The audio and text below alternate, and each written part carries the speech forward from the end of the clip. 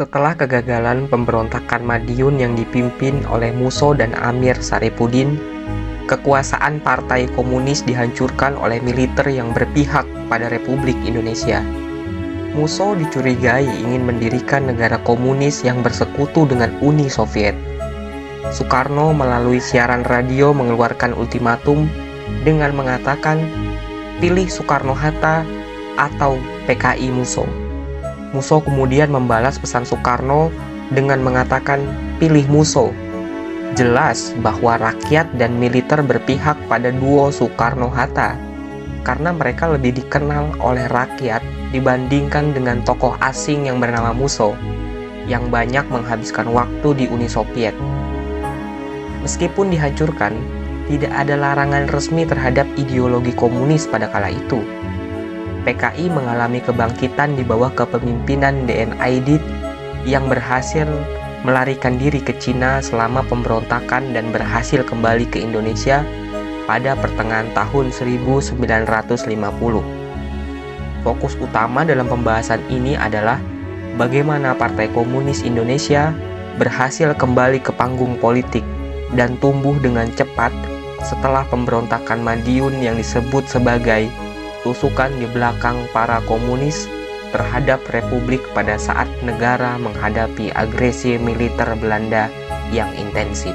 Dalam buku Indonesian Communism Under Soekarno, Rek Mortinier menjelaskan alasan PKI berhasil mendapatkan dukungan massa yang begitu besar.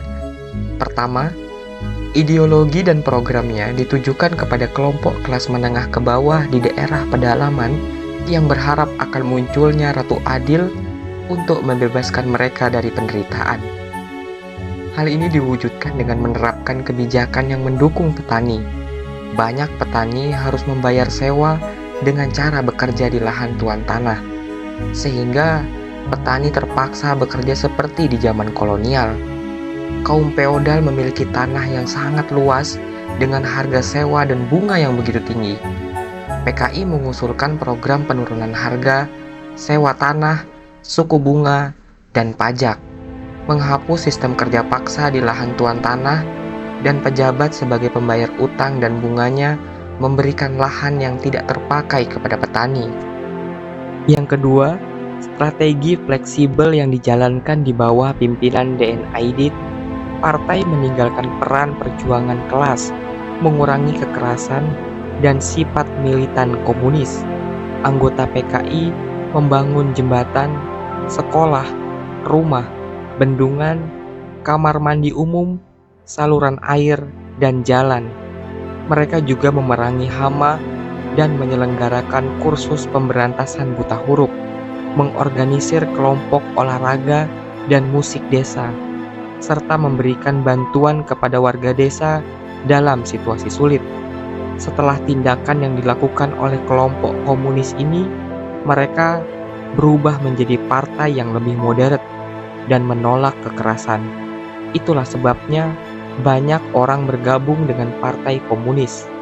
Yang ketiga, PKI memanfaatkan perpecahan antara elit partai dominan, yaitu partai PSI dan Masyumi, dan bersekutu dengan pihak nasionalis, yaitu partai PNI. Meskipun sebagai bawahan, Soekarno dan PNI ingin bekerja sama dengan PKI untuk melawan imperialisme dan menundukkan lawan. Karena tiga hal tersebut, PKI berkembang pesat. Pada tahun 1952, PKI yang awalnya hanya memiliki 7.000 anggota, tiba-tiba melonjak menjadi 1,5 juta pada tahun 1959. Anggotanya terdiri dari buruh, petani, kaum muda, dan perempuan. Menurut Bung Hatta, PKI bisa bangkit karena berbagai faktor. Setelah PKI Madiun ditumpas dan Amir Saripudin serta Musso dieksekusi, muncul PKI baru di bawah pimpinan DN Aidit yang menggantikan tokoh-tokoh lama seperti Alimin. Ketika Perdana Menteri Agung Tirtawinata hendak menuntut kasus Madiun, Dr. Halim sebagai Perdana Menteri Negara Republik Indonesia mencegahnya dengan alasan bahwa itu adalah urusan Republik Indonesia, bukan Republik Indonesia Serikat. Akibatnya, penuntutan terhadap komunis dibatalkan, dan PKI kembali memperbesar diri serta pengaruhnya di bawah pimpinan DN Aidit.